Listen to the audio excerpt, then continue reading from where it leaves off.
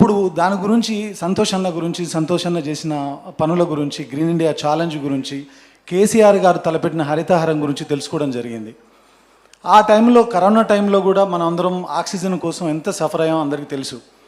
అలాంటి టైంలోనే ఒక మంచి కాన్సెప్ట్తో కమర్షియల్ సినిమా ఎందుకు రాయకూడదని ఈ కాన్సెప్ట్, ఈ కథ రాయడం జరిగింది. సో ఈ రకంగా ఈ సినిమా రాయడానికి, ఈ సినిమా కథ రాయడానికి ఇన్స్పైర్ చేసిన ఉదయ్ భాను గారికి, సంతోష్ అన్నకి, కేసీఆర్ గారికి, వీళ్ళందరికీ మనస్ఫూర్తిగా ధన్యవాదాలు చెప్తున్నాను.